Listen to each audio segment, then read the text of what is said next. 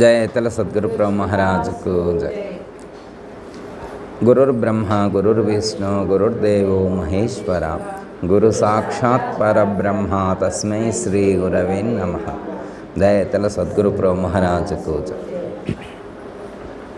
ఈరోజు మరి సద్గురుమూర్తి యొక్క అనుగ్రహంతో కర్మకు సంబంధించినటువంటి రెండు విషయాలు గుర్తు చేసుకునేటువంటి ప్రయత్నం చేద్దాం. కర్మల యొక్క ఫలానుభవాలు వాటి మీద మనం తెలుసుకునేటువంటి ప్రయత్నం చేద్దాం. మామూలుగా లౌకికంగా వ్యవహారిక జీవన విధానంలో మనం పరిశీలించినట్లయితే ఎవరైనా ఏదైనా మిస్టేక్ చేశారనుకోండి, వాళ్ళకి ఎవరు శిక్ష విధిస్తారు అని ఒక క్వశ్చన్ వేసామనుకోండి. మామూలుగా ఈ లోకంలో ఎవరైనా తప్పు చేశారనుకోమ్మా, ఆ తప్పు చేసినటువంటి వ్యక్తిని ఇతను తప్పు చేశాడు అని తెలిస్తే, ఒకవేళ ఒక వ్యక్తి తప్పు చేస్తే తెలిస్తే ఏం చేస్తారు? వెంటనే ఒక రక్షక భటులు వచ్చి అతన్ని తీసుకువెళ్ళి అరెస్ట్ చేసి ఒక చోట స్టోర్ చేస్తారు, హోల్డ్ చేస్తారు. తర్వాత కోర్టుకు తీసుకువెళ్ళి అక్కడ న్యాయ విచారణ జరిపిస్తారు. న్యాయ విచారణ జరిగిన తర్వాత ఒక శిక్ష అనేటువంటిది, అతను చేసినటువంటి పొరపాటుకు కానీ తప్పుకు కానీ ఒక శిక్ష అనేటువంటిది నిర్ణయిస్తారు. ఆ శిక్ష నిర్ణయించిన తర్వాత ఈ యొక్క రక్షక భట వ్యవస్థ ఏదైతే ఉన్నదో వాళ్ళు అతనితోటి ఆ శిక్షను అనుభవింపచేస్తారు. ఇది మన అందరికీ అనుభవంలో ఉన్నటువంటి సత్యం. ఇది మనందరికీ తెలుసు. తప్పు చేసినోడిని పోలీసులు తీసుకెళ్తారు, కోర్టుకు తీసుకెళ్తారు, శిక్ష వేస్తారు, శిక్ష అనుభవింపచేస్తారు. ఇది మనందరికీ తెలిసింది. అయితే కొంతమంది తప్పు చేసింది కనపడదు. ఇప్పుడు గుర్తిస్తేనే కదా అతను, ఇప్పుడు ఫలానా వాళ్ళు తప్పు చేశారనుకోమ్మా, అతను తప్పు చేసింది గుర్తించితేనే శిక్ష అనేటువంటిది ఉండదు. మరి తప్పు చేసింది తెలియకపోతే ఎవరు శిక్ష విధిస్తారు? ఎలా శిక్ష విధిస్తారు? ఏ కోర్టు అయినా కానీ, ఏ రాజ్యాంగం అయినా కానీ అతను తప్పు చేస్తే తెలిస్తేనే కదా శిక్ష విధించేది. ఇంకోటి, ఈ తప్పు చేయటాల్లో కూడా కర్మలు చేసేటువంటి అంటే దుష్కర్మల్లో కూడా వ్యక్తమయ్యేటువంటివి కొన్ని, అవ్యక్తంగా చేయబడేటువంటివి కొన్ని. అంటే కొన్ని బయటికి కనపడే ఉంటాయి, కొన్ని బయటకు కనపడకుండా ఉండేటువంటివి కూడా కొన్ని ఉంటాయి. అయితే బయటికి కనపడేటువంటి వాటికి ఐడెంటిఫై చేస్తే వీళ్ళు శిక్ష విధించగలుగుతారు. వాళ్ళ బయటికి కనపడలేదనుకోండి, గుప్తంగా ఉందనుకోండి, ఒకవేళ ఫేక్ అంటే మోసం చేసి కానీ అట్లా వాళ్ళు గొప్పవాళ్ళుగా చలామణి అయితే మాత్రం మరి వాళ్ళకి శిక్ష ఉంటుందా? ఇప్పుడు చాలామందిని మనం ఈ ప్రపంచంలో ఎంతోమందిని చూస్తున్నాం. ఎంతోమంది వాళ్ళ యొక్క స్థాయిని బట్టి వాళ్ళ యొక్క ఇన్ఫ్లుయెన్స్ను ఉపయోగించి తప్పించుకునే ప్రయత్నం చేస్తున్నారు. ఏ కోర్టులు కానీ ఏ చట్టాలు కానీ ఏమీ చేయలేకపోతున్నాయి. తప్పు చేసినటువంటి వాళ్ళందరూ కూడా కోట్లు మోసం చేసినా కానీ బాజాప్తాగా కారుల్లో తిరుగుతున్నారు, ఏసీ కారుల్లో తిరుగుతున్నారు. చిన్న పొరపాట్లు చేసినటువంటి వాళ్ళు, పిక్ పాకెటర్స్ వీళ్ళు ఉంటారు, వీళ్ళందరూ ఎంతో ఇబ్బందికి గురవుతున్నారు, శిక్ష అనుభవిస్తున్నారు. అసలు చేసిన వాళ్ళు ఏం లేదు. పెద్ద చేసినటువంటి వాళ్ళు చెప్తారు కదా, బిగ్ షాట్స్ని ఎవరు ఏం చేయలేకపోతున్నారు. ఎందుకంటే బిగ్ షాట్స్ అంటే అందరికీ భయంగానే ఉన్నారు, వాళ్ళు కూడా భయపడుతూనే ఉన్నారన్నమాట, వాళ్ళని ఏదైనా అనాలంటే కూడా.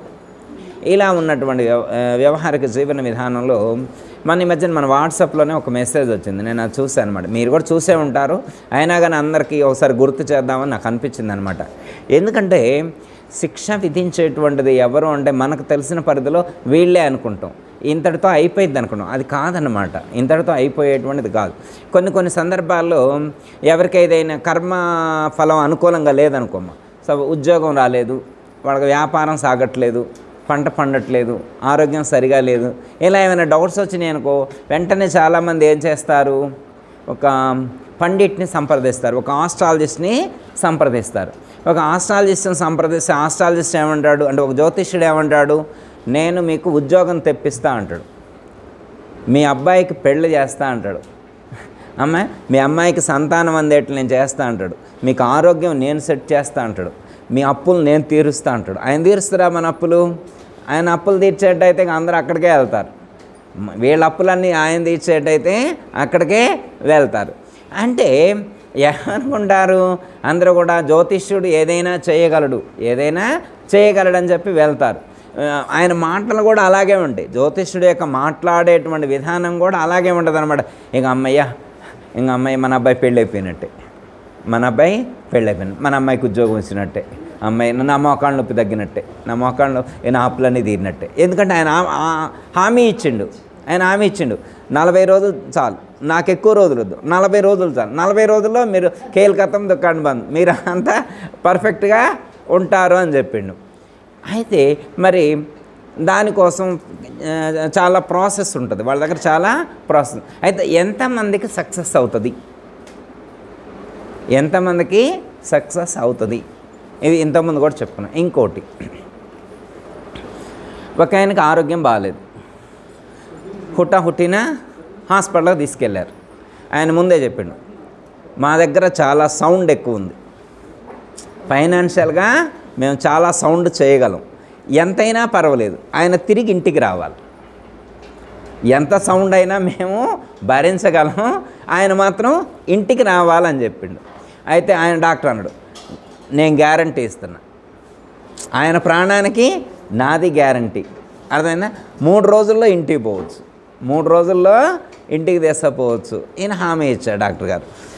ఆ జ్యోతిష్యుడు నేను తగ్గిస్తా అంటాడు, డాక్టరు నేను తగ్గిస్తా. వీళ్ళిద్దరూ, ఒక జ్యోతిష్యుడు ఒక డాక్టర్ ఇలా తగ్గిస్తా అంటే పైన ఒక ఆయన ఉన్నాడంట, ఆయన నవ్వుకుంటూ ఉన్నాడు, వీళ్ళనేదాన్ని నవ్వుకుంటూ ఉన్నాడు. ఆయనకి ఎందుకు నవ్వు వస్తుంది? ఎందుకంటే మొత్తం వీళ్ళ కంట్రోల్లోనే ఉన్నట్టు. ఈ ప్రపంచం మొత్తం, లేకపోతే ఈ ప్రపంచంలో ఉన్నటువంటి సమస్త మానవాళి యొక్క కర్మఫలాలన్నీ కూడా వీడి చేతిలో పెట్టినట్టు ఆయన.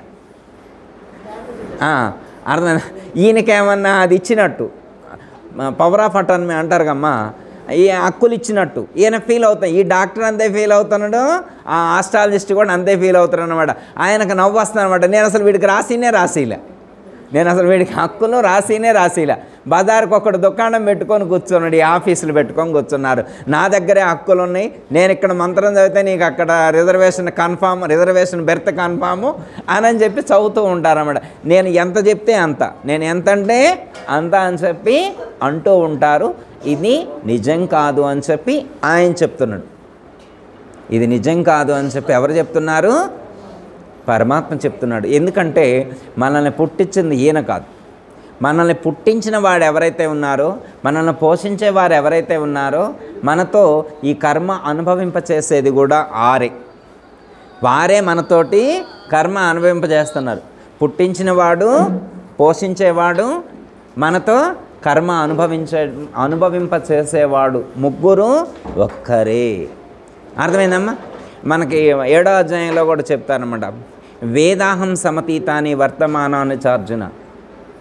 అంటే నీ యొక్క గతం గురించి నాకు తెలుసు, నీ యొక్క వర్తమానం గురించి కూడా నాకే తెలుసు, నీ యొక్క భవిష్యత్తు గురించి కూడా నాకే తెలుసు, ఇంకెవరికీ తెలియదు ఈ ప్రపంచంలో. నీ యొక్క గతం గురించి నాకు తెలుసు, వర్తమానం గురించి నాకు తెలుసు, నీ యొక్క భవిష్యత్తు గురించి కూడా నాకంటే ఇంకెవరికి ఎక్కువ తెలియదు కూడా. నాకంటే ఇంకా ఎక్కువ ఈ ప్రపంచంలో ఎవరికైనా తెలుసని నువ్వు అనుకుంటున్నావేమో, కానీ నాకంటే ఎక్కువగా ఈ ప్రపంచంలో ఇంకెవరికి తెలియదు. కాబట్టి నువ్వు ఎవరు చెప్పినా నువ్వు నమ్మొద్దు, నేను చెప్పిందే నమ్ము. ఎందుకంటే ఎవరికైనా ఏదైనా కర్మఫలాన్ని ఇచ్చి అనుభవింపజేసేటువంటి ఆ డిసైడింగ్ పవర్ ఏదైతే ఉన్నదో, ఆ డిసైడింగ్ పవర్ నాకుంది తప్ప ఇంకెవరికి లేదు. ఎవరైనా ఏదైనా చెబితే మీరు నమ్మి మోసపోవద్దు అని చెప్తున్నారు. అంటే కొన్ని మనం ఈ లోకంలో జన్మించిన తర్వాత ఇప్పటికి సంబంధించినటువంటి కర్మ విధానమే మనకు తెలుసు. అర్థమైందమ్మా? చాలామంది నేను పుట్టిన తర్వాత పాపం చేయలేదని అంటాడు, నేను ఏ తప్పు చేయలేదని అంటాడు. ఏ తప్పు చేయకపోతే మనకు అలాంటి కర్మ అనుభవించేటువంటి పరిస్థితి ఉండదు.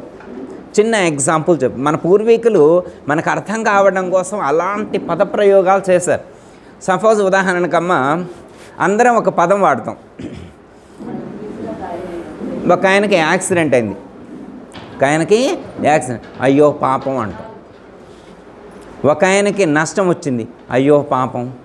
ఒక ఆయనకు ఉద్యోగం పోయింది, అయ్యో పాపం ఆయనకు ఉద్యోగం పోయిందా, అయ్యో పాపం అంటే అయ్యో పుణ్యం ఆయనకు ఉద్యోగం పోయిందని అనరు. ఉద్యోగం వచ్చింది అనుకున్నా, అయ్యో పుణ్యం ఆయనకు ఉద్యోగం వచ్చింది అంటారా? యాక్సిడెంట్ అయితే అయ్యో పాపం అంటాం కానీ అయ్యో పుణ్యం అని అంటలే. ఎక్కడ అలాంటి పదప్రయోగం చేయటల్లా. పుణ్యం అనే పదాన్ని వాడే సందర్భాలు రావట్లేదు మనకి. పాపం అనే పదాన్ని వాడుతూ ఉన్నాం. ఎందుకు? వాడికి యాక్సిడెంట్ ఎందుకైంది? పాపం. అయ్యో పాపం అంటాం మనందరం. వాడు చేసిన పాపమే యాక్సిడెంట్ అయింది. వాడు చేసిన పాపమే వాడి కాలు ఇరిగింది. వాడు చేసిన పాపమే వాడికి నష్టం వచ్చింది. అందరూ వాడతామా వాడమా? పాపం అని వాడతాం కానీ పాపం అనే పదం ఇలా వాడుతున్నాం అనేది అందరికి తెలియదు. అయ్యో పాపం అంటాం కానీ పాపమే వీడు అనుభవిస్తున్నాడు అని మనం అనుకోమన్నమాట. తెలీదు. అంటే మనం ఆధ్యాత్మిక మార్గంలో ఉన్న మన గురువుగారు చెప్పారు కాబట్టి మనకి తెలిసింది, లేకపోతే మనకి కూడా తెలీదు. మనం కూడా చల్తీగా అడి కొట్టుకొని పోతూ ఉంటాం అన్నమాట. మనకైనా గురువుగారు చెప్పారు కాబట్టి తెలియబడింది. అయ్యో పాపం అని అంటాం. అంటే ఏంటంటే అయ్యో పాపం అంటే ఫీల్ అవ్వాల్సిన అవసరం లేదు. వాడు పాపాన్ని అనుభవిస్తున్నాడు. వాడు పాపాన్ని అనుభవిస్తున్నాడు. ఎప్పుడు చేశాడో దాన్ని ఇప్పుడు అనుభవిస్తున్నాడు. No problem. అనుభవించాల్సింది ఎంతైతే ఉందో అది ఖచ్చితంగా ఆయన అనుభవింప చేస్తాడు. ఖచ్చితంగా ఆయన అనుభవింప చేస్తాడు. రెమెడీస్ ఉండవా? రెమెడీస్ ఉండవా అంటే కొన్నిటికి రెమెడీస్ ఉంటాయి, కొన్నిటికి రెమెడీస్ ఉండవు. ఖచ్చితంగా కొన్ని అనుభవించవలసిందే ఉంటుంది. ఇప్పుడు మనం ఇక్కడ ఏ విషయాన్ని చెప్పాలనుకుంటున్నాం, గుర్తు చేసుకోవాలనుకుంటున్నాం అంటే ఇందాక చెప్పా కదా, మన ఫౌండేషన్ గ్రూప్లో ఒక మెసేజ్ వచ్చిందని చెప్పాక మీరు కూడా చదివే ఉంటారు. నాకు మంచిగా అనిపించింది అనమాట అదే చదివితే, దాన్ని గుర్తు చేసుకోవటం. ఇంతకుముందు రంగనాథ్ మిశ్రా అనేటువంటి ఒక వ్యక్తి సుప్రీంకోర్టు జడ్జిగా పనిచేశారు. మన భారతదేశంలో సుప్రీంకోర్టు ప్రధాన న్యాయమూర్తిగా పనిచేస్తున్నటువంటి వాళ్ళలో రంగనాథ్ మిశ్రా అనేటువంటి వారు ఒకరున్నారు. ఆయన గారు ఒకసారి ఒరిస్సా వెళ్ళారు. పూరి వెళ్ళారన్నమాట. పూరిలో ఒక లా కాలేజీలో ఒక ఫంక్షన్ ఉంటే దానికి ఇతన్ని ముఖ్య అతిథిగా, మెయిన్ గెస్ట్గా ఇన్వైట్ చేశారనమాట. ఈయన ప్రధాన న్యాయమూర్తి కాబట్టి లా కాలేజీలో జరిగేటువంటి ప్రోగ్రాం కాబట్టి ఈయన గారిని అక్కడికి ఇన్వైట్ చేస్తే ఆ ప్రోగ్రాంకి వెళ్ళారు. అక్కడ 2 రోజులు ఉండాల్సినటువంటి పరిస్థితి వచ్చింది. అయితే ముందు రోజు పూరి వెళ్ళినప్పుడు మరి దర్శించుకోవాలిగా, జగన్నాథ స్వామిని దర్శించుకుంటారు కమ్మా, పుణ్యక్షేత్రం కదా, టైం ఉంది కదా అని చెప్పి జగన్నాథ స్వామిని దర్శించుకోవడానికి వెళ్ళారు. జగన్నాథ స్వామిని దర్శించుకున్న తర్వాత రిటర్న్లో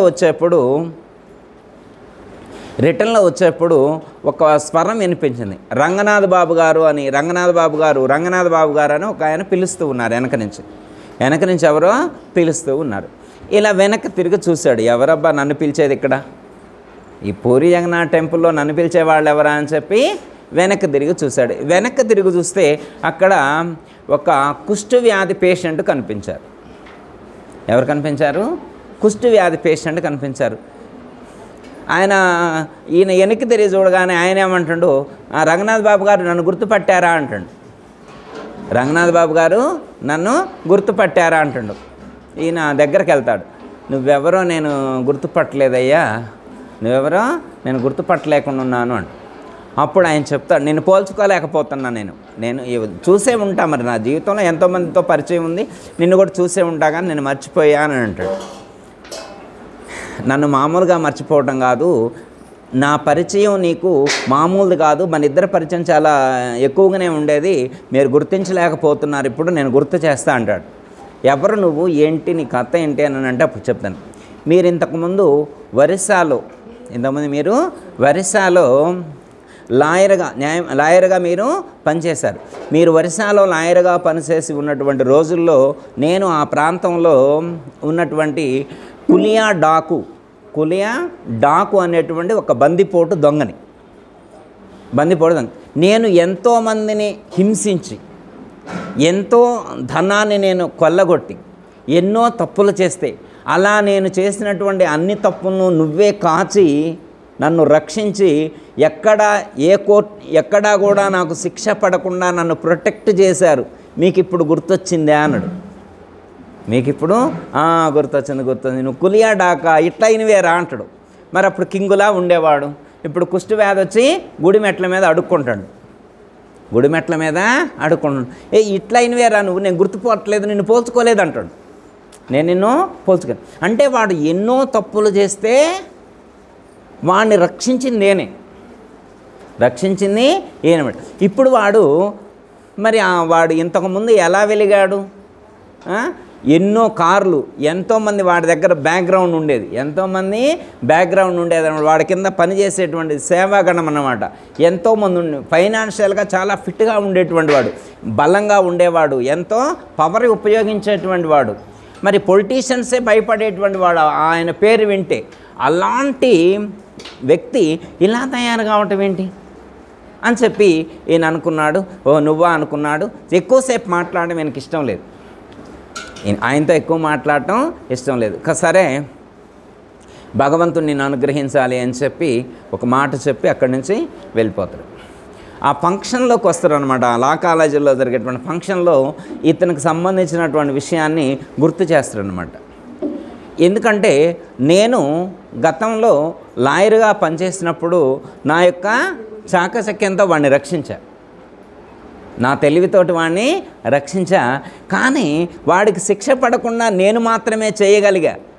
కానీ ఆయనున్నాడే, ఈ కోర్టు కాదు, అసలు ఆ పైన ఇంకో కోర్టు ఉంది, ఆ కోర్టులో ఎవడైనా శిక్ష అనుభవించాల్సిందే.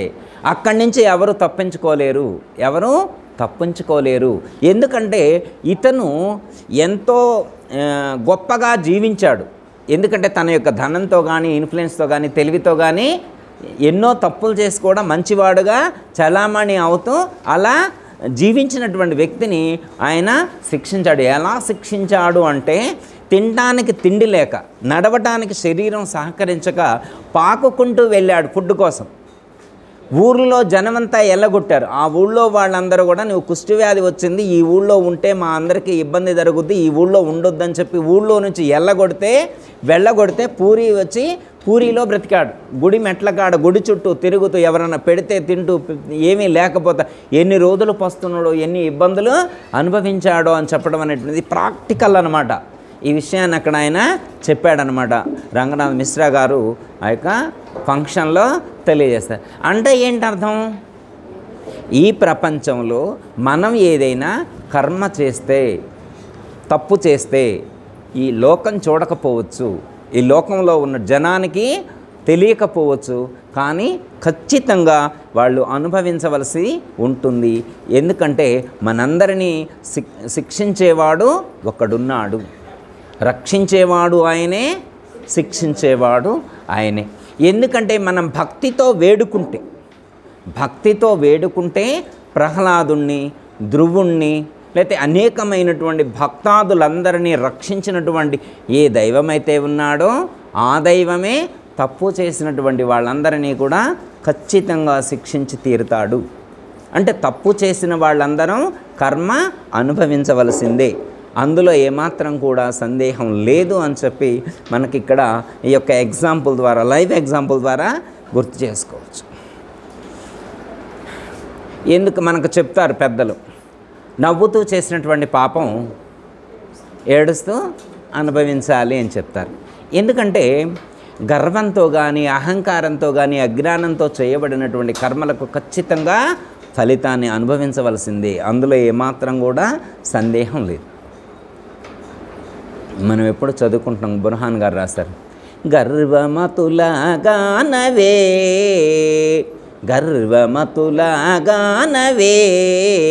దుర్యోధన శిశుపాల రావణ చరితములు వినావే. గర్వమతులు గతులు గానక ఘనము నీచములెన్నో చూను, గర్వమతులు గతులు గానక ఘనము నీచములెన్నో చూను, నిర్రనేల్గుచు మెర్రి చూపులు వెర్రితనమున చూడబోకు, మానస నీ వినావే భూతమూల చట్టమే మోగనావే చెప్పారు. అంటే వాళ్ళు మహారాజుల్లా జీవించారు ఈ లోకంలో. దుర్యోధనుడు కానీ వీళ్ళందరూ, శిశుపాలుడు వీళ్ళందరూ గొప్ప స్థాయిలోనే జీవించారు, కానీ వినాశాన్ని పొందారు. ఎందుకు? వాళ్ళు చేయబడినటువంటి కర్మఫలాలు అలాంటి దుస్థితిని వాళ్లకు కలిగించింది. మనకి ఎగ్జాంపుల్ ఎప్పుడు చెప్పుకుంటాం, ధృతరాష్ట్రుడు ధృతరాష్ట్రుడు అంతకు పూర్వం జన్మల్లో ఒక నిరంకుశమైనటువంటి ఒక రాజుగా జీవించాడు. ఎంతంటే ఒక కఠినాత్ముడు అన్నమాట. అంటారే కరుడు కట్టినటువంటి రాక్షసుడు అంటారు కదా, అలాంటి రాక్షస స్వభావంతో జీవించాడు. అయితే అతను గతంలో జరిగినటువంటి ఒక జన్మలో ఒక హంస, కొంతమంది పక్షి అని ఉదహరించారు, ఒక హంస ఎగ్జాంపుల్ చెప్పారన్నమాట. ఒక హంస తన పిల్లల్ని కొన్నిటిని పొదిగి సిద్ధంగా ఉంది. ఒక 100 పిల్లల్ని పొదిగి సిద్ధంగా ఉందన్నమాట. అది తన పిల్లలతో తాను ఆనందంగా జీవిస్తూ ఉన్నటువంటి తరుణం. తన పిల్లలతో ఒక హంస 100 పిల్లల్ని పెట్టుకొని ఆనందంగా జీవిస్తూ ఉన్నటువంటి తరుణంలో వీడు అటుగా వెళ్ళాడు. ఎవరు? ధృతరాష్ట్రుడు. అటుగా వెళుతూ ఉంటే అది కనపడింది. ఎందుకంటే వీడికి జ్ఞానం లేదు కదా, రాక్షసుడు కదా, రాక్షస స్వభావం కలిగినటువంటి వాడుగా దాన్ని హింసించాలి అనుకున్నాడు. వాడికి దయ కరుణ ఏముంటుందమ్మా రాక్షసుడికి? వెంటనే దాని కళ్ళు పొడిచాడట. ఫస్ట్ ఆ హంసకి 2 కళ్ళు పొడిచాడు. అది ఆ పిల్లల్ని చూడలేక, 2 కళ్ళు పొలిస్తే పిల్లల్ని ప్రొటెక్ట్ చేసుకోవాలి కదా, చుట్టూ 100 పిల్లలు ఉన్నాయి, వాడు ప్రొటెక్ట్ చేసుకోలేక ఎంత తపన పడిందోనట. పిల్లల కోసం ఎంతో అలా తపన పడుతూ ఉన్నటువంటి సమయంలో ఆ పిల్లలను కూడా చంపిండు. పసి పిల్లలు, ఇంకా కొన్ని గుడ్లు పొదగడానికి సిద్ధంగా ఉన్నాయి, కొన్ని గుడ్లు పిల్లలు అయినాయి. ఆ పిల్లల్ని చూసుకోలేక, పిల్లలు కనిపించక, కళ్ళు కనపడక ఎంతో దీన అవస్థను అనుభవించింది. మరి ఇప్పుడు ఆ జన్మ గడిచిపోయింది. నెక్స్ట్ తదనంతరం జన్మల్లో కళ్ళు లేకుండానే పుట్టాడు. ఆ పుట్టిన 100 మంది వాళ్ళే, ఆ పక్షి పిల్లలే వీడికి సంతానంగా పుట్టారు. వాళ్ళందరూ కూడా వినాశాన్ని పొందారు. ఒక్కడ మిగిలాడా? ఎవరు చేసిన పాపం అది? ధృతరాష్ట్రుడు తను చేసినటువంటి పాపమే. ఆ రోజు అహంకారంతో నవ్వుతూ, అహంకారంతో ఒక వికారమైనటువంటి పరిస్థితిలో అలాంటి దుశ్చర్య చేశాడు. దానికి ప్రతిఫలాన్ని అనుభవించటం అనేటువంటిది జరిగింది. అంటే ఇలా చేయబడినటువంటి చెడు కర్మకు లేదా మంచి కర్మకు ఖచ్చితంగా ఫలితం అనేటువంటి ఉండి తీరుతుంది. చెడుకైనా ఉంటుంది, మంచికైనా ఉంటుంది. ఏదైనా అనుభవించవలసిందే, అందులో ఏమాత్రం కూడా సందేహం లేదు. ఉదాహరణకి ఇంకోటి ఎగ్జాంపుల్ తీసుకోవచ్చు. దశరథుడు అయోధ్యను పరిపాలించేటువంటి రోజుల్లో అప్పుడప్పుడు ఋషులను రక్షించడం కోసం, లేకపోతే లోకాన్ని, వాళ్ళ రాజ్యాన్ని ప్రొటెక్ట్ చేయడం కోసం క్రూర మృగాలను వేటాడేటువంటి వారు. ఒకరోజు వేటాడడానికి వెళ్ళినప్పుడు ఒక పులికి బాణం వేస్తాడు. అక్కడ పులి లేదు. అక్కడ మంచినీళ్ళు తీసుకొని రావడానికి వెళ్ళినటువంటి శ్రవణ కుమారుడు అనేటువంటి ఒక బాలుడికి బాణం గుచ్చుకుంది. వెళ్ళి చూశాడు, పొరపాటు జరిగింది గుర్తించాడు. అయ్యా నేను చూసుకోలేదు. మరి చూసుకోలేకపోయినా తగిలింది కదా, వాడు ప్రాణం పోయే పరిస్థితిలో ఉంది కదా, నన్ను క్షమించు, దీనికి ఏమైనా నాకు శిక్ష విధించు, నాకేదైనా శిక్ష విధించు, నేను నీకు ఆ శిక్ష అనుభవిస్తా అంటాడు. శిక్ష విధించే పరిస్థితిలో నేను లేను, నీకు నేను శిక్ష విధించే పరిస్థితిలో నేను లేను. నేను చివరి క్షణాల్లో ఉన్నా, నా ఆయువు చివరి క్షణంలో ఉంది. మా తల్లిదండ్రులు వృద్ధులు, మా తల్లిదండ్రులిద్దరికీ కళ్ళు కనపడవు, వృద్ధులు. వాళ్ళని నేను కాబిట్లో పెట్టుకొని ఊరూరు తిప్పుకుంటూ వాళ్ళని పోషించాలి, అది నా పరిస్థితి. ఇప్పుడు మరి వాళ్ళిద్దరూ అనాథలైపోయారు. ఇప్పుడు ఎలా అని చెప్తే, ఏదైనా ఉంటే మా తల్లిదండ్రులను అడుగు, వాళ్ళు ఏమైనా క్షమించి నీకేమైనా శిక్ష విధిస్తే నువ్వేమైనా రిలీఫ్ పొందొచ్చు, యువర్ చాయిస్ అని వెళ్ళి మా తల్లిదండ్రులు అంటే వెళ్ళి అడుగుతారు. వెళితే మరి వాళ్ళ పరిస్థితి, వాళ్ళని పోషించేటువంటి కొడుకును కోల్పోయారు. వాళ్ళు ఒక్కటే అంటారు మేడం, ఎందుకంటే ఒక పిల్లలు లేనప్పుడు తనకున్నటువంటి సంతానం దూరం అయితే ఎంత బాధ అనుభవించాలో అంత బాధ నువ్వు కూడా అనుభవించి తీరుతావు, తీరవలసిందే. ఖచ్చితంగా. ఇప్పుడు ఆ శ్రవణ కుమారుడు మరణించిన తర్వాత ఆ తల్లిదండ్రులు ఒక 14 సంవత్సరాలు జీవించారనుకోండి.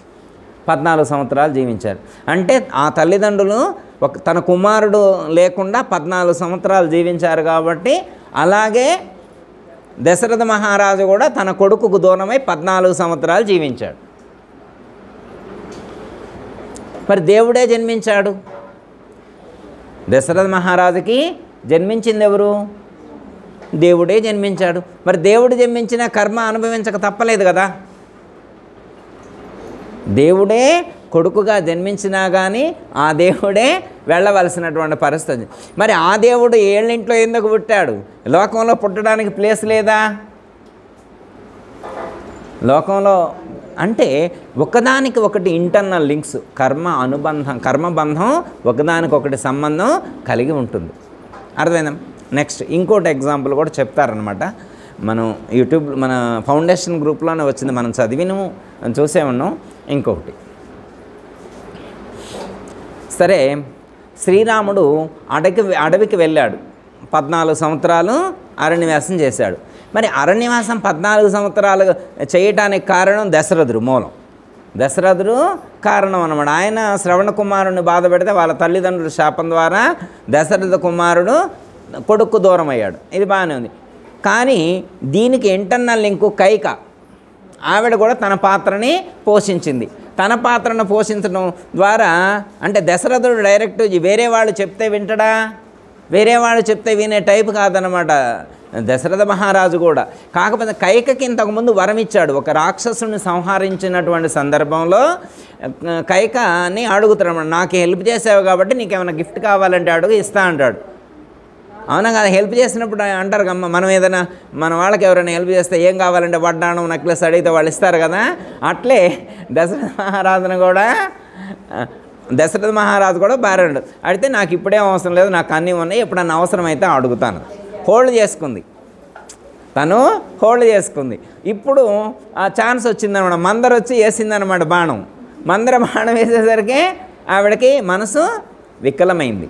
వెంటనే నా కుమారుడికి పట్టాభిషేకం కావాలి, రాముడు అడవికి వెళ్ళాలి. అలాంటి కోరిక ఎవరైనా కోరుకుంటారా? అడవికి పోవాలంటారు, వేరే రాజ్యానికి పోవాలన్నా వేరు. ఇప్పుడు సపోజ్ ఇద్దరు అన్నదమ్ములకి ఏమైనా క్రాష్ వచ్చిందనుకో, ఒకళ్ళు హైదరాబాద్లో ఉండండి, ఒకళ్ళు బెంగళూరులో ఉండండి అని అంటమానమా? కనీసం సిటీకి పొమ్మాలి కానీ అడవికి పొమ్మండం ఏంటి అమ్మ? అడవికి పొమ్మ ఇలాంటి కోరిక కోరకూడదు, కానీ కోరింది. ఇంకో రాజ్యానికి పొయ్యి ఉండయ్యానని అంటే అది వేరు, అడవికే పోవాలి, ఇంటికి రాకూడదు. సరే, అడవికి పోవాలన్న దాని వెనక ఎంతో కథనం ఉంది. అంటే ఎంతోమందిని రాక్షసులను సంహరించాలా, ఎంతోమంది ఉత్తముల్ని పోషించాలా, వాళ్ళని అనుగ్రహించాలా, అంటే దానికి చాలా హిస్టరీ ఉంది. అంటే వారి అవతారం యొక్క కారణమే అది. కాకపోతే నెపం ఇది ఉందన్నమాట, నెపం ఇది ఉంది. అర్థమైందమ్మా? ఇది అయిపోయింది, ముగింపు. 14 సంవత్సరాలు అయిపోయింది, మళ్ళీ వచ్చాడు, పట్టాభిషేకం జరిగింది, మళ్ళా సీతాదేవి వెళ్ళటం, మళ్ళా లవకుశలు రావడం, ఇది ఒక హిస్టరీ. మళ్ళీ అయిపోయింది, రామాయణం ముగింపు. మళ్ళా దేవుడే మళ్ళా పుట్టిండు ద్వాపరయుగంలో. దేవుడే ద్వాపరయుగంలో మళ్ళీ పుట్టిండు. దేవుడు పుడితే తల్లిదండ్రులు జైల్లో పెడతారమ్మా? సపోజ్ ఒక పిఎంఓ ఒక సీఎంఓ ఉంటే ఆ పిఎంఓ సీఎంఓ వాళ్ళ తల్లిదండ్రులు జైల్లో ఉంచుతారు అసలు ఇప్పటి రోజుల్లో అమ్మ? ఇప్పటి రోజుల్లో మరి సుప్రీం పవర్ కమ్మ, దేవాది దేవుడు కదా, శ్రీకృష్ణ పరమాత్మ కదా. అలాంటి శ్రీకృష్ణ పరమాత్మ జన్మించక ముందు అంటే వేరు, జన్మించక ముందు వేరు, జన్మించిన తర్వాత కూడా పెద్దవాడైన తర్వాత మళ్ళీ చిన్నప్పుడే పోతన ఇట్లాంటి వాళ్ళందరినీ ఎప్పుడో వేసేసాడు. చిన్నప్పుడు ఏమన్నా శక్తి లేనటువంటి వాడు, అవతార తత్వం గుర్తు లేనటువంటి వ్యక్తి కాదమ్మా. అవతార తత్వం మీద పూర్తి అవగాహన ఉండి ఇది అవతారం అని, తాను పరమాత్మ స్వరూపం అని పూర్తిగా తెలిసి ఉండే దుష్ట శిక్షణ శిష్ట రక్షణ చేసినటువంటి అవతారం అది, పరిపూర్ణమైనటువంటి అవతారం అని చెప్తారు కమ్మ శ్రీకృష్ణ పరమాత్మది. అలాంటప్పుడు లాస్ట్లో కంసుణ్ణి చంపిన తర్వాత వెళ్తాడు, అక్కడ జైలుకి వెళ్తాడు తల్లిదండ్రులను విడిపించడానికి. అప్పుడు వాళ్ళ అమ్మ అడుగుద్ది అనమాట, దేవకీదేవి, ఏనాయనా నువ్వు పుట్టాక కూడా ఇన్ని సంవత్సరాలా మమ్మల్ని విడిపించడానికి అని చెప్పి అడుగుతాడు. కాదమ్మా, గతంలో నువ్వు కైకగా ఉన్నప్పుడు రామాయణంలో త్రేతాయుగంలో నువ్వు కైకగా ఉన్నప్పుడు నన్ను 14 సంవత్సరాలు అడవికి పంపించావు కదా, దానికి ఆ కర్మఫలాన్ని ఇప్పుడు 14 సంవత్సరాలు దేవకిగా పుట్టి అనుభవించావు. వేరే ఏం లేదు, నేనేం చేయలా. నువ్వు చేసినటువంటి కర్మఫలాన్నే నువ్వు అనుభవించావు. నువ్వు చేసిన కర్మఫలాన్నే నువ్వు అనుభవించావు. ఇందులో నేను కూడా నిమిత్త మాత్రమే. నేను కూడా అంటే అవతారమూర్తి అయినటువంటి శ్రీరామచంద్రుడు కానీ శ్రీకృష్ణ పరమాత్మ కానీ మేము కూడా నిమిత్త మాత్రులమే అని చెప్పారు. మరి ఇప్పుడు దేవాది దేవుళ్ళైనటువంటి అవతారమూర్తులైనటువంటి శ్రీకృష్ణుడు, శ్రీరాముడు, దత్తాత్రేయుడు, ఈ త్రిమూర్తులు వీళ్ళే వాళ్ళ యొక్క చట్టాన్ని, వాళ్ళ యొక్క రాజ్యాంగాన్ని, వాళ్ళ యొక్క ప్రకృతి నియమాలను వాళ్ళు పాటిస్తూ ఉంటే మన జ్యోతిష్యులు, మన డాక్టర్లు నేను రక్షిస్తానని అంటే ఎలా ఉంటుంది ఆయనకి? ఏరా నాయనా, నేనే మా అమ్మని నాన్నే జైల్లో పెట్టించా, దేవకీ వసుదేవులను పెట్టించింది నేనే. ఎందుకంటే రామాయణంలో నాకు ఇట్లా అడవులకు పంపించారు, మళ్ళీ వాళ్ళతో ఈ శిక్ష నేనే అనిపించిన. నాకు తల్లైనా ఒకటే, తండ్రి అయినా ఒకటే, ఎవరినైనా నేను శిక్ష అనుభవింపజేస్తా. నా చట్టం అలా స్ట్రిక్ట్గా ఉంటుంది. ఇక్కడ ఇన్ఫ్లుయెన్స్ పనిచేయదు, పొలిటికల్ పవర్ పనిచేయదు, మనీ పవర్ పనిచేయదని చెప్పి పరమాత్మ చెప్తూ ఉంటే నేను రక్షించగలను అంటాం. ఎంత హాస్యాస్పదంగా ఉంటుంది. మనకి బుర్హాన్ గారు ఇంకో పాట రాస్తారు. కర్మతత్పక బ్రహ్మ విష్ణు ఈశ్వరులు చెక్కుబడిరి. కర్మతత్పక బ్రహ్మ విష్ణు ఈశ్వరులు చెక్కుబడిరి. గర్వపడకు దండివాడని గర్వమణచును ఎముడు నీకు. గర్వపడకు దండివాడని గర్వమణచును ఎముడు నీకు. మానసాని వినావే భూతమూల చట్టమేమో గనావే. ఏమని చెప్తున్నారు? కర్మ తప్పక బ్రహ్మ విష్ణు ఈశ్వరులే చిక్కుబడిరి. బ్రహ్మ విష్ణు ఈశ్వరులే చిక్కుపడ్డారట. ఏం తప్పక? కర్మ తప్పక. ఇక మన కర్మ ఆయన తగ్గిస్తారని చెప్పి ఇప్పుడు ఆయనకు దండం. మనం వాళ్ళే కర్మను తప్పించుకోలేక వాళ్ళే కర్మను అనుభవించడం కోసం చిక్కుబడితే, ఈ కర్మ యొక్క వలయంలో, ఈ ప్రకృతి యొక్క వలయంలో వాళ్ళే చిక్కుబడితే మళ్ళీ వాళ్ళు మనల్ని ప్రొటెక్ట్ చేస్తారని తిరగడం ఎంతవరకు రైటు? ఏమి ఆలోచిస్తున్నావు అని చెప్పి మళ్ళా మనకి గుర్తు చేస్తున్నారు మన గురువు గారు. అంటే అమ్మా, దత్తాత్రేయుడిగా అవతరించినటువంటి సందర్భంలో త్రిమూర్తులను అనసూయాదేవి చిన్నపిల్లలుగా చేసి ఉయ్యాల్లో పండుకోబెట్టి ఊపింది. అర్థమైందమ్మా? ఎక్కడ చిక్కుపడ్డారు అంటే అనసూయాదేవి దగ్గర బాలలుగా చిక్కుపడ్డారు.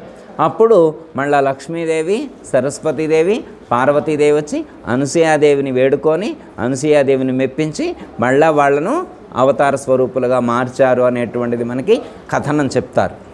అంటే ఎందుకు అంటే ఎవరైనా కానీ చేస్తే దాన్ని అనుభవించి తీరవలసిందే. అంటే మనం ఈరోజు అనుభవించేటువంటి వాటికి ఖచ్చితంగా కారణం గతంలో చేయబడినటువంటిదే మనం ఈరోజు అనుభవిస్తున్నాము. అయితే దీనికి పరిష్కారం లేదా అంటే మన గురువు గారు కానీ వేదంలో కానీ భగవద్గీతలో కానీ ఉపనిషత్తుల్లో కానీ మార్చుకునేటువంటి విధానాన్ని, లేకపోతే దీన్ని అధిగమించేటువంటి విధానాన్ని సూచించటం అనేటువంటిది జరిగింది. ఆత్మజ్ఞానం తెలుసుకుంటే సంచిత కర్మ నశిస్తుందని చెప్పారు. కర్తృత్వరహిత కర్మాచరణ చేయటం ద్వారా ఆగామి కర్మ రాదు అని చెప్పారు. ప్రారబ్ధం భోగతే నశ్యత్, ప్రారబ్ధాన్ని అనుభవించడం ద్వారా అది నశిస్తుంది అని చెప్పారు. ప్రారబ్ధాన్ని పూర్తిగా నేను తీసివేస్తాను అని చెప్పినటువంటి గురువు లేడు. ప్రారబ్ధాన్ని ఎవరైనా కానీ అనుభవించవలసిందే. కాకపోతే మనం సత్కర్మాచరణ చేయటం ద్వారా మనం పుణ్యబలాన్ని పెంచుకోవడం చేత దాని యొక్క పర్సంటేజ్ని తగ్గించుకోవచ్చు. దాన్ని అధిగమించడం అంటే కర్మ ఉంటుంది, కర్మఫలం ఉంటుంది, కానీ ఆ ప్రాబ్లం నుండి సర్వైవ్ అవటానికి కొంత ఉపశమనం అనేటువంటిది కలుగుతుంది. ఉపశమనం అనేటువంటిది కర్మ ఎక్కువ చేశాడనుకోమ్మ, దుష్కర్మ ఎక్కువ చేశాడనుకోమ్మ, ఏసీ లేనటువంటి రూములో, ఒక చిన్న రూములో ఎండలో పడుకోబెడతారు పేషెంట్ని. కాళ్ళు పనిచేయటం లేదు, చేతులు పనిచేయటం లేదు, హెల్త్ సపోర్ట్ చేయట్లేదు, రూమ్లోనే ఉండాలి. ఎండొచ్చినా అక్కడే ఉండాలి, వాన వచ్చినా అక్కడే ఉండాలి, చలి వచ్చినా అక్కడే ఉండాలి. హెల్త్ సపోర్ట్ చేయటం లేదు. ఆయన చేసినటువంటి కర్మకు అక్కడ పడుకోబెట్టారు. అదే సత్కర్మ చేసి పుణ్యాన్ని సంపాదించుకునడమ్మా ఏసీ రూమ్లో పడుకోబెడతారు. కర్మ అయితే అనుభవించాలి, కానీ ఇప్పుడు ఏసీ రూమ్లో పడుకుంటావా, నాన్ ఏసీ రూమ్లో పడుకుంటావా, అర్థమైందమ్మా? బెడ్ మీద పడుకుంటావా, మన చెక్క బల్ల మీద పడుకుంటావా, యువర్ చాయిస్. అంటే సత్కర్మ చేయటం ద్వారా ఏమవుతుంది అంటే అనుభవించేటువంటి కర్మలో కొంత రాయితీ, నొప్పి అదే ఉంటుంది. కాలుకి కాలు ఇంజూర్ అయితే లెగ్ ఇంజూరే, అదేమి తగ్గదు. కాలు ఇరగడమే. కాకపోతే ఇరిగిన కాలుతోటి నువ్వు జనరల్ రూమ్లో ఉంటావా, హైఫై రూమ్లో ఉంటావా, యువర్ ఛాయిస్. నువ్వు చేసి సత్కర్మలు చేస్తే హైఫై రూమ్లో అనుభవిస్తావు, దుష్కర్మలు చేస్తే నార్మల్ రూమ్లో, జనరల్ హాస్పిటల్లో జనరల్ బెడ్ మీద పడుకోబెడతారు. ఎవరు చూసే దిక్కు కూడా ఉండదు. ఎందుకంటే ఇప్పుడు జనరల్ హాస్పిటల్లో జనరల్ బెడ్ మీద పడుకోబెడితే కొడుకు కూడా రావటంలా. డాక్టర్ గారికి అప్పచెప్పండు, అయ్యా అన్నీ నువ్వే చూసుకో, ఇంకా నాకు తీరకలేదు, నాకు ఖాళీ లేదయ్యా, మొత్తం నువ్వే చూసుకో, ఏదైనా ఫోన్ చేయి, నాకు ఏదైనా ఫోన్ చేయి, లేకపోతే మున్సిపాలిటీ వాళ్ళకి ఫోన్ చేయి. నేను ఇంటికాడ ఉంటానో ఉండనో మున్సిపాలిటీ వాళ్ళకి ఫోన్ చేయని చెప్పి మున్సిపాలిటీ వాళ్ళ నెంబర్ ఇచ్చిపోతారు. వాళ్ళ దగ్గర ఉండదని నేను అనుకుంటుండు, వాళ్ళ దగ్గర అది కూడా ఉంటుంది. అంటే ఆదరణ లేదు. కొడుకు ఆదరించట్లా, కోడలు ఆదరించట్లా, కూతురు ఆదరించట్లా, అల్లుడు ఆదరించట్లా, మనవడు మనవరాలు బంధువులు మిత్రులు ఎవరు సపోర్ట్ చేయటల్లా. ఎందుకు? వాడు చేసినటువంటి కర్మఫలం అంత బలంగా ఉంది. అంటే ఇవన్నీ ఎవరు విధిస్తారు అంటే మనం చేసినటువంటి కర్మలు అనుభవించాలంటే ఎవరు డిసైడ్ చేసేది? మనకి గురువుగారు మనకి సాంఖ్యంలో చెప్పిన ఏమని చెప్తారంటే ఈశ్వరుడు అన్నారు. నాయనగారు ఏమని రాశారు? ఈశ్వరుడు అన్నారు. ఈశ్వరుడు ఏం చేస్తాడు? ఈ ప్రపంచంలో ఎవరైతే ఏ కర్మ అనుభవించాలో అక్కడికి తీసుకెళ్ళి వాళ్ళతో కర్మ అనుభవింపజేస్తాడు. మరి డైరెక్ట్ ఈశ్వరుడే వస్తాడా? సపోజ్ ఉదాహరణకమ్మా, మనం ఏదైనా లోకంలో ఏదైనా తప్పు చేసామనుకోమ్మ, జడ్జి గారు శిక్ష విధించుండు. జడ్జి గారు వచ్చి మనతో రోజు అక్కడ అనుభవింపజేస్తారా? ఎవరు అనుభవింపజేస్తారు? అనుభవింపజేసే సెక్షన్ ఒకటి ఉంది, మనతో కర్మ అనుభవింపజేసేటువంటి సెక్షన్ ఒకటి ఉంది. మరి మనం ఈ ప్రపంచంలో తప్పు చేస్తే మనం కర్మ అనుభవింపజేసే సెక్షన్ ఈ ప్రపంచంలో ఉందా లేదా? ఖచ్చితంగా ఉంది. ఏమిటా సెక్షన్ అంటే పంచభూతాలే. మనతో శిక్ష అనుభవింపజేసేది ఎవరు? పంచభూతాలే. పంచభూతాలతో కూడి ఉన్నటువంటి ఈ ప్రకృతి మనతో ఈ శిక్ష అనుభవింపచేస్తుందన్నమాట. మనం అనుకున్నాం జైలు అంటే అదనుకున్నాం. ఈ ప్రపంచమే జైలు. జైలు అంటే మళ్ళీ అది వేరే కాదు, ఇది ప్రపంచమే జైలు. ఇక్కడ ఇది ఎలాంటి జైలు? పరమాత్మ ఇచ్చినటువంటి జైలు ఎలాంటిదంటే ఇది పెద్ద జైలు అనమాట. దాంట్లో ఒక సెల్ ఉంటుంది కదా, ఆ సెల్లు ఈ శరీరం, ఈ శరీరం అనమాట. ఈ ప్రపంచం ఒక జైలు అనుకుంటే అందులో ఒక సెల్ ఇదనమాట. ఇది ఎలాంటి సెల్లు అంటే కదిలే సెల్లు. మామూలు జైళ్ళల్లో ఖైదు చేశారనుకోమ్మా, అందులో కదిలే పని లేదు, అందులోనే ఉండాలి ఆయన, అందులోనే ఉండాలి. ఇది ఎట్లా అంటే ఇది కదిలేదు, ఇది ఒక ఫ్లెక్సిబిలిటీ ఉంది. పరమాత్మ సిస్టమ్ పెద్దది కదా, ఆయన ఏరియా పెద్దది కాబట్టి ఎలా పెట్టిండంటే కొద్దిగా ముందుకు నడవచ్చు, వెనక్కి నడవచ్చు. ఎంటర్టైన్మెంట్ ఉన్నట్లుగా కనిపించేటువంటి సెల్ ఇది. ఎంటర్టైన్మెంట్ ఉన్నట్లుగా కనిపించేటువంటి సెల్. ఎంటర్టైన్మెంట్ కాదు, ఏం కాదు, అది దుఃఖంతో కూడి ఉన్నటువంటి సుఖం. అది సుఖం కానే కాదు, అనిపిస్తుంది అనమాట. సుఖమని అనిపిస్తుంది కానీ అది సుఖం కాదు కదా. ఈ ప్రపంచమే జైలు, అందులో ఉన్నటువంటి ఈ శరీరం అనేటువంటి సెల్లో మనం ఖైదు చేయబడి ఉన్నాం. ఇక బయటికి రాలేం. రాత్రే తెలుసుకున్నాం కదా, మనం లోపల ఉన్నామని తెలుసుకున్నాం కదా. బయటికి రారాదు ఒకసారి బయటికి రారా అంటే మామూలుగా రాడంట, స్వప్నంలో వెళ్తాడంట బయటికి. మీరు వినే ఉంటారు, స్వప్నంలో ఏడకి వెళ్తారా? కళ్ళగా అంటాడు, స్వప్నంలో కళ్ళగా అంటాడు. నిన్ననే మన వచ్చిన నవీన్ ఒక ప్రశ్న అడిగిండు అన్నమాట. గురువుగారు మన కళల్లో సూక్ష్మ శరీరం వెళ్ళిద్ది అంటారుగా, సపోజ్ ఇప్పుడు ఇక్కడి నుంచి చాలా దూరం వెళ్ళింది అనుకోండి, చాలా. ఇప్పుడు అమెరికా వెళ్ళింది అనుకోండి, ఇప్పుడు లేపితే మరి అక్కడి నుంచి ఇక్కడికి మళ్ళీ రావాలిగా వెళ్ళినోడు, లేపితే రావాలి కదా, మరి ఎమ్మటే ఎలా వస్తాడో అని అడిగిండు. సూక్ష్మ శరీరం వెళ్తే లేపగానే అమెరికా నుంచి ఎక్కడొచ్చి మళ్ళీ ఎట్లుంటాడు ఇందులో అని అడిగిండు. మనకు వచ్చిందమ్మా ఇప్పుడు నేను డౌటు. మరి అమెరికా వెళ్ళినాడు రావాలంటే కనీసం 2-3 గంటలను పట్టాలిగా, కనీసం ఫాస్ట్గా జర్నీ చేసినా కానీ. మరి అట్లా ఎట్లా వస్తారు గురువు గారు ఏమంటే అమెరికా నుంచి అని అడిగిండు. ఇంకోటి ఏంటంటే అమ్మ, మనకి సిల్వర్ కార్డ్ అని చెప్తారు. సూక్ష్మ శరీరం అనేటువంటి దాన్ని సిల్వర్ కార్డుతో కట్టి ఉంటుంది. సిల్వర్ కార్డు, వెండి తీగ అని చెప్తారు యోగా పరిభాషలో. అది బొడ్డు కాడి నుంచి కట్టి ఉంటుంది. సూక్ష్మ శరీరాన్ని నాభి కాడి నుంచి కడతారనమాట. నాభి కాడి నుంచి సూక్ష్మ శరీరం బంధీ అయి ఉంటుందన్నమాట. అది ఎంత లెక్క వెళ్ళినా కానీ ఇలా అనగానే వెంటనే వచ్చేస్తానమాట. అది తెగదనం, అది తెగితే మళ్ళీ రాం. సిల్వర్ కార్డు అది తెగిందనుకో మీకు వచ్చే పని కాదు, అది వచ్చే పని కాదు, మీకు ఇంతే సంగతులు.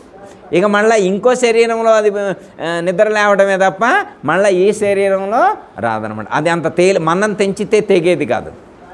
మన వెపన్స్ పనిచేయవు, మన వెపన్స్ కత్తులు ఇవి పనిచేయవమ్మ. అక్కడ మన వెపన్స్ ఏమీ పనిచేయవన్నమాట. ఆయన తెంచాలి దాన్ని అమ్మ. తీరవు నీవవి తెంచక, తెంచేవాడు తెంచితేనే అది తెగుద్దట. తెంచేవాడు వేరే ఉన్నాడు, ఆ కట్లు తెంచేవాడు, ఆ ముడి విప్పేవాడు ఒక ఆయన ఉన్నాడన్నమాట. ఆ కట్టు తెంచేవాడు ఒక ఆయన ఉన్నాడు, ఆయన మాత్రమే తెంచగలడు. మరి ఆయన ఎప్పుడు తెంచుతారంటే ఆయనకు ఒక ఆర్డర్ ఉంటుంది. ఆ ఆర్డరు ప్రకారం ఓకే మన అందరితోటి ఆయన కర్మ అనుభవింప చేస్తూ ఉన్నాడు. సత్కర్మ చేయటం ద్వారా ఖచ్చితంగా ఉపయోగం ఉంటుంది. అర్థమైందమ్మా? దుష్కర్మ చేస్తే దాని ప్రభావం గత జన్మల్లో చేసింది మనకు తెలియదమ్మా. మనం గత జన్మల్లో ఏం చేసామో అనేటువంటిది మనకు తెలియదు. కొన్ని ఈ జన్మలో చేసినవి ఉంటే కొన్ని గత జన్మకు సంబంధించినవి ఉంటాయి. కానీ గత జన్మలోవి అనుభవిస్తూ ఈ జన్మలో వాటిని దృష్టిలో ఉంచుకొని ఈ జన్మలో నమ్మకాన్ని విశ్వాసాన్ని కోల్పోకుండా నేను అనుభవించేది గత జన్మలకు సంబంధించినటువంటి ఫలితమే అనేటువంటి భావాన్ని దృష్టిలో ఉంచుకొని ఈ జన్మలో మనం సత్కర్మానుష్ఠానాన్ని విడిచిపెట్టకుండా, దైవాన్ని విడిచిపెట్టకుండా దైవ భావంతో లేదా భగవద్గీతలో శ్రీకృష్ణ పరమాత్మ చూపెట్టినటువంటి ధర్మబద్ధంగా జీవిస్తే దైవానుగ్రహం కలుగుతుంది. చూడండమ్మా, దండలుగా పాండవులు కౌరవులు 2 మాటలు చెప్పి ముగింపమ్మ. పాండవులు కౌరవుల పక్కన ఎవరున్నారు అంటే భీష్ముడు ఉన్నాడు, కర్ణుడు ఉన్నాడు, ద్రోణాచార్యుడు ఉన్నాడు, కృపాచార్యుడు ఉన్నాడు. వీళ్ళందరూ కౌరవుల పక్షంలో ఉన్నాడు. యోధులు. కర్ణుడిని సంహరించే వ్యక్తి పుట్టల ఈ ప్రపంచంలో. భీష్ముడిని సంహరించేటువంటి వ్యక్తి పుట్టల. అసలు ఇచ్ఛామరణం పొంది ఉన్నటువంటి భీష్ముడిని ఎవరు చంపగలరు? ద్రోణాచార్యుని ఎవరు సంహరించగలరు? వాళ్ళు తక్కువ వాళ్ళేం కాదు, వాళ్ళు కూడా చాలా పవర్ఫుల్ ఎనర్జీ ఉన్నటువంటి మహాత్ములే. కానీ వాళ్ళు ఎక్కడున్నారు? కౌరవుల పక్కన ఉన్నారు. అదనమాట. మరి పాండవులకి వెళ్ళి ఎవరున్నారు? శ్రీకృష్ణ పరమాత్మ. మరి జనరల్గా అయితే దేవుడు ఎక్కడుంటే అక్కడ సుఖపడాలి కదా, దేవుడు ఉన్న కాడ సుఖం ఉండాలి కదా. మరి పాండవులు ఎక్కడైనా సుఖపడినట్టు చరిత్రలో ఉందా? పాండవులు ఎప్పుడైనా సుఖపడినట్టు చరిత్రలో మనకి తెలుస్తుందా? సుఖపడినట్టు చరిత్రలో మనకైతే తెలియదు. పోనీ ఇప్పుడు కనుక లైవ్లో పాండవులు ఉంటే మీరు కష్టపడ్డారా అని అడిగితే వాళ్ళు కొంచెం కూడా నేను కష్టపడ్డాను. వాళ్లకు జీవించే పరమాత్మ తోడు ఉండడం చేత వాళ్ళు అనుభవించేటువంటిది కష్టమని వాళ్ళకు అనిపించలేదట. వాళ్ళ కష్టమని అనిపించలేదు. చూసే మనకు అనిపిస్తుంది, చూసే మనకి కష్టం అనిపిస్తుంది. ఇప్పుడు సపోజ్ ఉదాహరణకి రమణ మహర్షికి సర్జరీ చేసేప్పుడు అది సెడేషన్ ఇవ్వకుండా చేశారంట. చూసే మనందరం ఏమనుకుంటాం, ఎంత బాధపడుతుండో. కానీ రమణ మహర్షి నాకు బాధ ఉందని చెప్పారా? అంటే మన దృక్కోణం వేరు, వారి దృక్కోణం వేరు. అర్థమైందమ్మా? దేవుడు పక్కన ఉండటం చేత వాళ్ళకి ఎన్ని కష్టాలు వచ్చినా కానీ అవి కష్టంలా వాళ్ళకి అనిపించలే, ఆనందంగా అనుభవించారు. అర్థమైందమ్మా? వీళ్ళకు మహాత్ములు ఉన్నారు, వీళ్ళకి కూడా బలం ఎక్కువగానే ఉంది. కానీ వీళ్ళు విలాసవంతమైనటువంటి రాజ్యంలో ఉన్నారు. కానీ దుర్యోధనుడు ఒక్కరోజు కూడా సరిగ్గా నిద్రపోలేదట. వాళ్ళు అడవిలో హాయిగా నిద్రపోయారు. పాండవులు అడవిలో ఉన్నా హాయిగా నిద్రపోయారు. దుర్యోధనుడు మంచి రాజభవనంలో ఉన్నాడు, సకల సుఖాల మధ్యలో ఉన్నాడు, హంసతూలిక పాన్పుపై పవళించి ఉన్నాడు. కానీ నిద్ర పట్టట్ల. నిద్ర కోసం మత్తు పదార్థాలు తీసుకునేటువంటి దుస్థితిలో దుర్యోధనుడు ఉన్నాడు. వాళ్ళు చెట్టు కింద పడుకొని హాయిగా నిద్రపోతున్నారు, ప్రశాంతంగా ఉన్నారు. ఎందుకంటే అమ్మ మనకు ఈ చుట్టూ ఉన్నటువంటి ధనం మాత్రమే మనకు ఆనందాన్ని కలిగిస్తుందని, ప్రకృతిలో ఉన్నటువంటి మేడలు ఆనందాన్ని కలిగిస్తాయని, కారులు ఆనందాన్ని కలిగిస్తాయని చెప్పి చాలామంది ధనాన్ని చేరువ చేసుకోవడం కోసం, ధనాన్ని స్టోర్ చేసుకోవడం కోసం ఎక్కువ మంది ప్రయత్నం చేస్తూ ఉంటారు. కేవలం సుఖానికి ధనం మాత్రమే ప్రామాణికమని, ధనం ఉంటే ఏదైనా కానీ సాధించవచ్చు, ఎంతటి సుఖమైనా అనుభవించవచ్చు అని చాలామంది అనుకుంటూ ఉంటారు. కానీ ధనం ఉంటే సుఖం వస్తుంది అనుకోవటం కరెక్ట్ కాదు. అంటే సుఖానికి ప్రామాణికం, ఆనందానికి ప్రామాణికం ధనం కాదు. ఆనందానికి ప్రామాణికం ధనం కాదు. భౌతికమైనటువంటి పదార్థాలతో ఆనందం వస్తుంది అని అనుకోవటమే కరెక్ట్ కాదు. ఎందుకంటే నిత్యమైనటువంటి ఆనందాన్ని ప్రసాదించేటువంటిది భగవంతుడి యొక్క సన్నిధి మాత్రమే. ఎవరైతే భగవంతుడి యొక్క సన్నిధికి చేరుకుంటారో, పరమాత్మ యొక్క సన్నిధికి చేరుకుంటారో వాళ్ళు నిజమైనటువంటి ఆనందాన్ని అనుభవిస్తారు. అట్టి తత్వాన్ని తనలోనే దర్శించి, ఇప్పుడు దైవానుగ్రహం కలగాలి, దైవ సన్నిధిలో ఉన్నటువంటి వాడు ఆనందంగా ఉంటాడు అన్నారు. దైవ సన్నిధిలో ఉన్నటువంటి వాడు ఎలా ఉంటాడు? ఆనందంగా ఉంటాడు. మరి ఇప్పుడు దైవ సన్నిధిలో ఉండాలంటే ఇప్పుడు మనం ఏ ఊరు పోదాం? ఆనందంగా ఉండాలంటే ఏదో ఒక ఊరు పోవాలి. దేవుడు ఎక్కడ ఉన్నాడో అక్కడికి పోవాలి.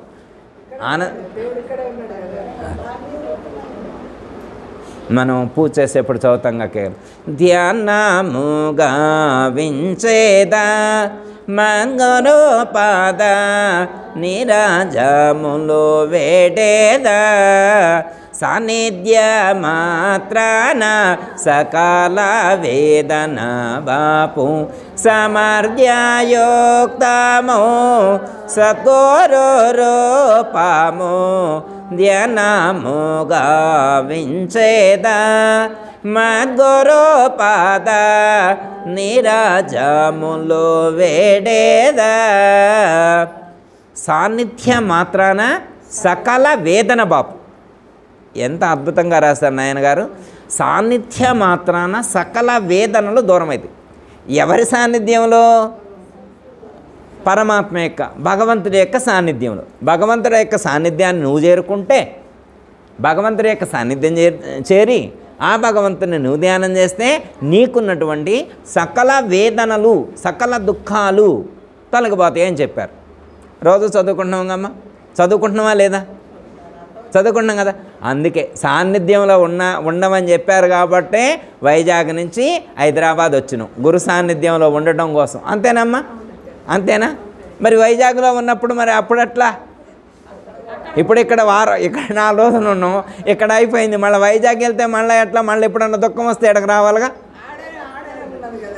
అది అంటే సాన్నిధ్యాత్ర అంటే వారు సన్నిధి ఏది అంటే వ్యవహారికంగా ఒక సెంటర్ ఏర్పాటు చేశారు, ఒక కేంద్రాన్ని, ఒక స్థానాన్ని మాకు వ్యవహారికంగా మనకి ఏర్పాటు చేశారనమాట. ఇది భౌతికంగా. కానీ మనకు గురువుగారు ఏమని చెప్పారు? గురు సన్నిధి ఏది అంటే సహస్రారమే గురు సన్నిధి. ఏది గురు సన్నిధి? ఏది? సహస్రారమే గురు సన్నిధి. నువ్వు సహస్రార చక్రానికి వెళ్తే చాలు, ఇంట్లో ఉండొచ్చు. ఇప్పుడు సహస్రార చక్రానికి వెళ్ళడానికి వైజాగ్ నుంచి హైదరాబాద్ రావాలా? అవసరం లేదు కదా. ఇప్పుడు మీరు మహా ఉంటే కూర్చుంటే ఎన్ని ఉంటామో 3 అడుగులు ఉంటాం. మహా అంటే పెద్దోళ్ళు అంటే 4 అడుగులు ఉంటారు. ఇప్పుడు జీవుడు ఎక్కడున్నాడు? ప్రాణమునందు ఉన్నాడు. జీవుడు ప్రాణమునందు ఉన్నాడు. ఇప్పుడు ప్రాణమునందు ఉన్నటువంటి జీవుడిని ఎక్కడికి తీసుకెళ్ళాలా? సహస్రారం అనేది. సహస్రారం ఎన్ని కిలోమీటర్ల దూరంలో ఉంది? సహస్రారం ఏమైనా కిలోమీటర్ల దూరం ఉందా? లేదు కదా. ఇక్కడి నుంచి ఇక్కడికేనా?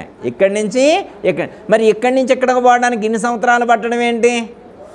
అంటే దుఃఖం పోవాలంటే గురు సన్నిధికి పోవాలి. గురువుగారు ఎక్కడున్నారు? ఇప్పుడు సహస్రారంలో ఉన్నాడు. ఏమో సహస్రారానికి పోరు, అది ఎవరు వద్దన్నారు? సహస్రారానికి పోవచ్చుగా. అంటే ఎవరైతే ప్రయత్నం చేసి సహస్రారానికి చేరుకుంటారో, గురు సన్నిధికి చేరుకుంటారో వాళ్లకు ఉన్నటువంటి సకల దుఃఖాలు, సకల వేదనలు నశిస్తాయి. రమణ మహర్షి ఆ గురు సన్నిధిని చేరుకున్నాడు. రామకృష్ణ పరమహంస ఆ గురు సన్నిధిని చేరుకున్నాడు. స్వామి వివేకానంద ఆ గురు సన్నిధికి చేరుకున్నాడు. మన నాయనగారు ఆ గురు సన్నిధికే చేరుకున్నారు. సీతమ్మ గారు ఆ గురు సన్నిధికే ఏ గురు సన్నిధికి? సహస్రారంలో ఉన్నటువంటి గుణరూపములు లేనటువంటి ఆ సన్నిధికి ఇప్పుడు మరి మన గురువు గారులందరూ అక్కడికి చేరుకుంటే మనం ఎక్కడికి చేరుకోవాలా? మనం ఆ బాటలోనే నడవాలి కదా. మరి గురువుగారు ఒక బాటలో మనం ఒక బాటలో నడిస్తే బాగుంటుందా? మరి దరి చేరుతామా? గురువుగారు నడిచిన బాటలో మనం వేరే సెపరేట్ బాట వేసుకున్నాం అనుకోమ్మా, నేను ఇటు కాదు ఇటు పోతా అని వేరే వేసుకున్నాం అనుకో, కుదురుద్దా మనకి? సాన్నిధ్యం మాత్రాన సకల వేదన బాపు సామర్థ్యయుక్తమవు సద్గురు రూపం. అది సమర్థయుక్తమైనటువంటి గురు రూపం. అది సాన్నిధ్యం మాత్రాన సామర్థ్యయుక్తమవు సద్గురు రూపము ధ్యానము గావించేదా. అర్థమైందమ్మా? సమర్థవంతమైందని చెప్తున్నారు. ఆ శక్తి ఎలాంటిది అంటే అది సామాన్యమైనటువంటి శక్తి కాదు, అది చాలా సామర్థ్యము కలిగి ఉన్నటువంటిది. ఎంత సామర్థ్యం కలిగి ఉన్నటువంటిది ఆ శక్తి అమ్మ? ఆ శక్తికి ఎంత సామర్థ్యం ఉంటుంది అంటే ఏం చెప్తాం? ఇంత సామర్థ్యం అని చెప్పగలం, ఇంత అని చెప్తామా? ఇంత అని చెప్పలేం, ఇంత అని చెప్పలేం. ఎవరికి ఎంత గ్రహించగలరు, ఎంత రిసీవ్ చేసుకోగలరు అంటే వాళ్ళ యొక్క ప్రయత్నాన్ని బట్టి, వాళ్ళ యొక్క ప్రయత్నాన్ని బట్టి ఆ యొక్క శక్తిని వాళ్ళు అనుభూతి చెందగలుగుతారు. ఎంత ప్రయత్నం చేస్తే అంత. ఎగ్జాంపుల్ చెప్తారు కమ్మా, ఒక చోట అమృతం ఉందని చెప్పారంట. అమృతం ఉంది తీసుకెళ్ళండి అని చెప్పారు. అమృతం ఉంది తీసుకెళ్ళండి అని చెప్పారు. ఇప్పుడు ఎంత తెచ్చుకోగలరు మీరు? ఎంత మీరు ఎంత కావాలనుకుంటారో అంత పాత్ర తీసుకెళ్తారు. ఇప్పుడు కాశీ వెళ్ళారనుకోమ్మా, గంగాజలం ఇంటికి తీసుకెళ్ళాలన్నారు. ఇప్పుడు ఎవరెంత తీసుకొస్తారంటే ఏం చెబుతాం? ఒక ఆయన చిన్న 50 ml తెచ్చిండు, ఒక ఆయన 100 ml తెచ్చిండు, ఒక ఆయన 250 ml, ఒక ఆయన 500 ml, ఒక ఆయన లీటర్ 1000 ml వేసుకొని, ఒక ఆయన 2 లీటర్స్, ఓ 5 లీటర్స్ క్యాన్ వేసుకొని వచ్చిండు. ఆయన ఇష్టం. అంటే వాళ్ళు తీసుకెళ్ళినటువంటి పాత్రను బట్టి ఆ గంగా వాటర్ అనేటువంటిది తెచ్చుకుంటారు. అట్లే ఈ యొక్క శక్తిని కూడా వాళ్ళ యొక్క ప్రయత్నాన్ని బట్టి, వాళ్ళ యొక్క సాధనను బట్టి ఆ అనుభూతి చెందడం అనేటువంటిది ఉంటుంది. కాబట్టి మనం ఆ గురు పాద పద్మాలను ఆశ్రయించి పైన ఉన్నటువంటి ఆ స్వరూపమే సర్వత్రా వ్యాపించి ఉన్నది అని తెలుసుకొని, ఆ శక్తే ఇక్కడ కూడా ఉన్నది అని తెలుసుకొని మనం ఆ నమ్మకంతో జీవించి వారిని వేడుకుంటే ఖచ్చితంగా ఆ అనుగ్రహం మనకు కలిగి ఖచ్చితంగా దుఃఖాన్ని అధిగమించేటువంటి పరిస్థితి మనకు ఏర్పడుతుంది.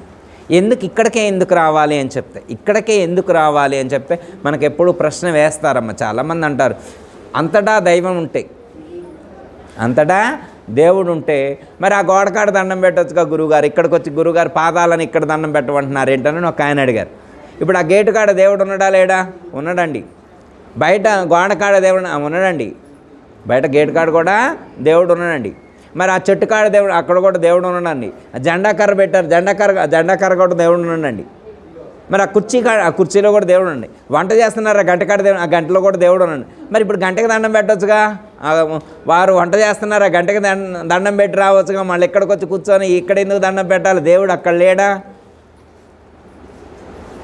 అంతటా దైవం ఉన్నప్పుడు ప్రత్యేకించి మళ్ళీ ఇంకో చోటుకి వెళ్ళి అక్కడ వెళ్ళి ఎందుకు?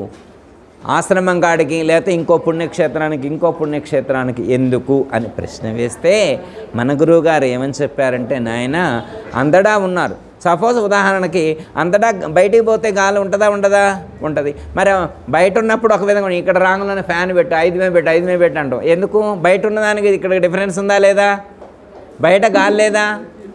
మరి ఇక్కడ ఎక్స్ట్రా గాలి ఉందా లేదా? ఇక్కడ అదే గాలి, అక్కడ అదే గాలి ఉంటే అక్కడే ఉండేవాళ్ళం. ఇక్కడ దాకా వచ్చి ఫ్యాన్ కింద ఎందుకు కూర్చుంటాం?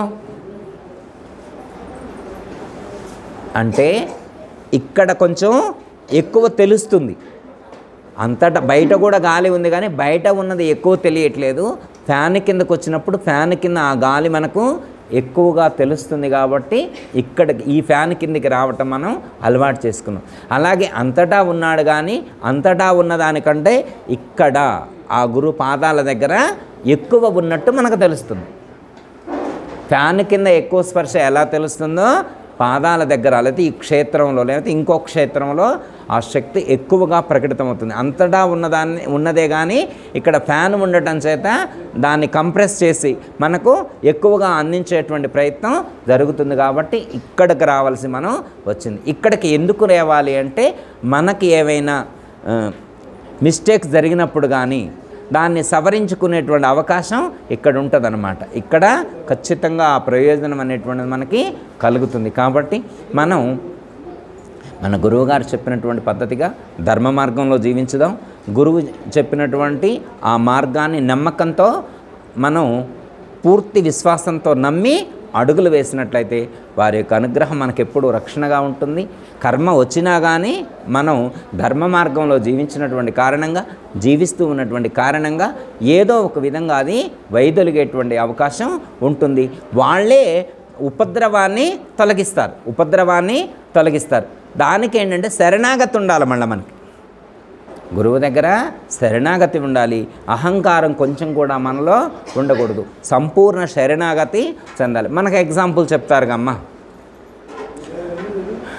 ఒక నది తీవ్రంగా ప్రవహిస్తూ ఉంది. తీవ్రంగా ప్రవహించేటువంటి సందర్భంలో ఒక చెట్టు అడ్డం వచ్చింది అనుకోమ్మ, ఏం చేస్తుంది? ఆ ప్రవాహం చెట్టును కూడా తీసేసుకొని పోయింది. చెట్టును కూడా అలా తీసేసుకొని ఆ ప్రవాహం పోద్ది. మనం తుఫాన్లు వచ్చినప్పుడు చూస్తే చెట్లు, కార్లు అన్నీ కొట్టుకొని వస్తాయి అన్నమాట. కానీ ఆ ఏటి ఒడ్డునే లేదా ఆ నది ఒడ్డునే చిన్న చిన్న తుంగ మొక్కలు ఉంటాయి అన్నమాట. అవి కొట్టుకొని పోవు, అవి అక్కడే ఉంటాయి. పెద్ద పెద్ద చెట్లన్నీ పోయినా కానీ ఆ చిన్న చిన్న మొక్కలన్నీ కొట్టుకొని పోవు, అవి అక్కడే ఉంటాయి. ఎందుకు అవి అక్కడే ఉంటాయి అంటే ఎంత ప్రమాదం వచ్చినా, ఎంత ఉపద్రవం వచ్చినా కానీ అవి రాగానే వెంటనే వంగిపోతాయి. అవి వంగిపోయినటువంటి కారణం చేత ఉపద్రవాన్ని అధిగమించేటువంటి శక్తిని పొందినవి. ఈ పెద్ద పెద్ద చెట్లన్నీ వంగకుండా నిటారుగా నిల్చున్నాయి. ఆ వంగకుండా నిటారుగా నిల్చున్నటువంటి కారణం చేత అవి కొట్టుకోమని. మనం కూడా దైవ సన్నిధిలో, గురు సన్నిధిలో మనం అహంకారాన్ని విడిచిపెట్టి శిరస్సు వంచి వారికి శరణాగతి చెందాలి. మళ్ళా శిరస్సు వంచి అంటే గురువుగారు వచ్చినప్పుడల్లా నేను సాష్టాంగ నమస్కారం చేస్తున్నా, పంచాంగ నమస్కారం చేస్తున్నా, మొత్తం వంచే నమస్కారం చేస్తున్నాగా గురువుగారు అని అంటాడు ఆయన. అంటే నాయన వంచాల్సింది శరీరం కాదు నాయన, వంచాల్సింది ఏంటి? అహంకారాన్ని, మనస్సును వంచాల. దేన్ని వంచాలా? మనసును. శరీరాన్ని వంచితే ఏం ఉపయోగం? ఎవరైనా ఉంచుతారు. శరీరాన్ని కాదు వంచాల్సింది, మనస్సును వంచాలి, మనస్సును అర్పించాల్సింది దేన్ని? మనస్సుని అర్పించాలి. పవిత్రంగా ఉండాల్సిన శరీరమే కాదు, మనస్సు కూడా. ఎవరైతే మనస్సును పవిత్రం చేసుకొని, శరీరాన్ని, మనస్సును, ఇంద్రియాలను పవిత్రం చేసుకొని పవిత్రమైన వాటిని వారికి అర్పించినప్పుడు వారి యొక్క అనుగ్రహం పూర్తిగా మన మీద ప్రసరితమై మనం ఏ లక్ష్యాన్ని చేరాలో ఆ లక్ష్యాన్ని చేరటానికి వారి శక్తి మనకి సహకరిస్తుంది. అందులో ఏమాత్రం సందేహం లేదు. కాబట్టి మనం వారి యొక్క శక్తిని పొందుతూ ఈ యొక్క లోకంలో మన యొక్క లక్ష్యాన్ని చేరేటువంటి ప్రయత్నం చేద్దాం. దానికి వారి యొక్క అనుగ్రహం ఎప్పుడూ మనకు ఉండాలని చెప్పి కోరుకుంటూ వారికి శతకోటి నమస్కారాలు చేస్తూ సాష్టాంగ నమస్కారం చేస్తూ సెలవు. దయతల సద్గురు ప్రభు మహారాజుకు అందరికీ జై గురు. మరిన్ని ఆధ్యాత్మిక రహస్యాల కోసం అచల బోధ, ఆత్మబోధ, భగవద్గీత, అలాగే పండుగల్లో దాగిన అర్థాలు, అంతరార్థాల కోసం మరియు యోగము, ధ్యానము మొదలైన అనేక ఆధ్యాత్మిక తెలుగు ప్రవచనాల కోసం క్రింద ఉన్నటువంటి రెడ్ కలర్ సబ్స్క్రైబ్ బటన్ను క్లిక్ చేయండి. అలాగే ప్రక్కనే ఉన్నటువంటి గంట సింబల్ను నొక్కండి. అలాగే ఈ వీడియో మీకు నచ్చినట్లయితే లైక్ చేయండి మరియు షేర్ చేయండి. జై గురు.